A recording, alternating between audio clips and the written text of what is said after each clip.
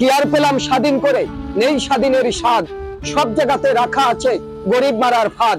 এভাবেই বাসে বাসে নিজের লেখা গল্প কবিতার বই বিক্রি করছেন কবি আজিজুর রহমান আজাদ। নিজের লেখা বই বিক্রি করে যে সামান্য অর্থ পান তা দিয়েই টেনে টুনে চলছে 3 সদস্যের সংসার। বই তো মানুষ আগের মতন পড়ে না। তারপরে গাড়িতে অনেকে যারা আমার বইগুলো ধরে যদি 2-4-5 মিনিট বইটা দেখে তাহলে আর সে বই ফেরত দেয় না।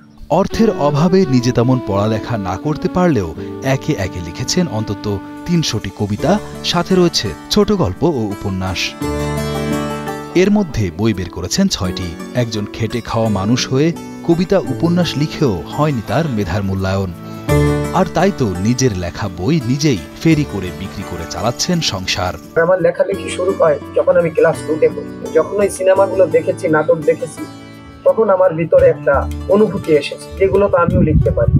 কবি আজিজুর রহমান আজাদের ভাষ্যমতে তার লেখা গল্প নিয়ে একসময় দেখাও করেছিলেন দেশের প্রখ্যাত চলচ্চিত্র নির্মাতা কাজী হায়াতের সাথে। তার গল্প নিয়ে সিনেমা তৈরির আশ্বাসও পেয়েছিলেন গুণী নির্মাতার কাছ থেকে। তবে নিজের দুর্ভাগ্যের কারণে তার সম্ভব হয়নি। স্বজনদের ধোঁকার শিকার হয়ে হারান নিজের লেখা গল্প উপন্যাস। পরিচালক কাজী হায়াত, ওনার কাছে যাই, তখন আমার দাড়ি মোছ ওঠে না, বয়স 20 বছর। উনি আমাকে ততটা এলাও করেন। ওনার স্ত্রী বলে, তোমার কথা শেষ? তখন লেখা, ওই ছেলেটাকে দেখে তোমার পছন্দ হয় না? না, এর লেখা দেখো অগ্নিঝরা লেখা, তুমি অবাক হবে এর লেখা পড়লে। তোমার ভাবির মন যখন জয় হয়েছে তখন আমি তোমার যে কষ্ট লেগেছিল আমার ঘরের লোকে, মানে আমার আত্মীয় স্বজনের ভিতর যখন আমার আনন্দ দেখলো তখন তাদের ভালো লাগছিল। আমার এই পুরো ট্রাহুত করে গায়েব করে পুরো লেখাগুলো ঢাকায় এসে যে সাধনা করেছিল সেগুলো সব গায়েব হয়ে যায়। এত বড় ধাক্কার পর লেখার ইচ্ছা হারিয়ে ফেলেন সে সময়ের তরুণ আজাদ। লেখালেখিতে পরিবারের কাছ থেকেও পাননি কোনো ধরনের সহযোগিতা। তাই অভিমান করে গ্রামের পরিবার পরিজনকে ছেড়ে পাড়ি জমান ঢাকায়, চাকরি নেন গার্মেন্টসে। আসলে ঢাকা আসি আমি 1989 সালে। লেখাপড়া যখন আমার জীবন থেকে সরে গেল, দেশ গ্রামে অনেকদিন অন্যের জমিতে আমি কৃষি কাজও করেছি।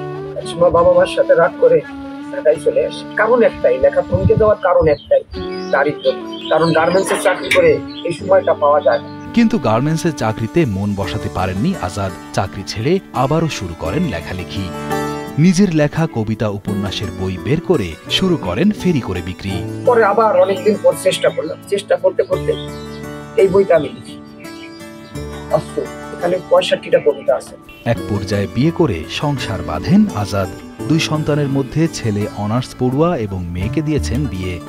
জীবনের সাহান্যে এসে ভাগ্যের বিড়ম্বনায় আজও সফলতা ধরা দেয়নি তার জীবনে। আর্থিক সঙ্গতি তো নয়, পাননি কোনো প্রকার মূল্যায়নও। তারপরও নানা প্রতিকূলতা প্রতিবন্ধকতাকে পেছনে ফেলে এগিয়ে যাওয়ার চেষ্টা করছেন প্রতিনিয়ত। যখন আমি প্রথম দিন 14টা বই বিক্রি করতে পারছি, ইনশাআল্লাহ আমার বই বিক্রি হবে। একজনের লেখকের যে সার্থকতা আমি পেয়েছি। আমার রাতে আমি ঘুমিয়ে থাকি, রাতের গভীরে ফোন আসে, লেখক সাহেব আপনি ঘুমিয়ে আছেন, কি বই ছেড়ে দিয়েছে? রাত গভীর, আমার চোখে ঘুম টলমল করতেছে, কিন্তু আপনার বই ছাড়তে পারতেছি। যতই পড়ি ততই ভালো লাগে। 1989 সালে গোপালগঞ্জের কাশিয়ানী থানার ওড়াকন্দি ইউনিয়নের এক দরিদ্র পরিবারে জন্ম হলেও পরবর্তীতে ঢাকায় চলে আসেন আজাদ। বর্তমানে সাভারের আশুলিয়ার জামগড়া এলাকায় ভাড়া বাসায় পরিবার নিয়ে বসবাস করছেন তিনি। প্রতিভাবান এই কবির যদি কোনো প্রকার আর্থিক সহযোগিতার প্রয়োজন হয় তবে এগিয়ে আসবেন বলে আশ্বাস দেন স্থানীয় ইউনিয়ন পরিষদ চেয়ারম্যান সুমন ভূঁইয়া। একজন প্রতিভাবান ব্যক্তিকে পাশে দাঁড়ানো, সহযোগিতার হাত বাড়িয়ে দেওয়া আমি মনে করি আমার নৈতিক দায়িত্ব।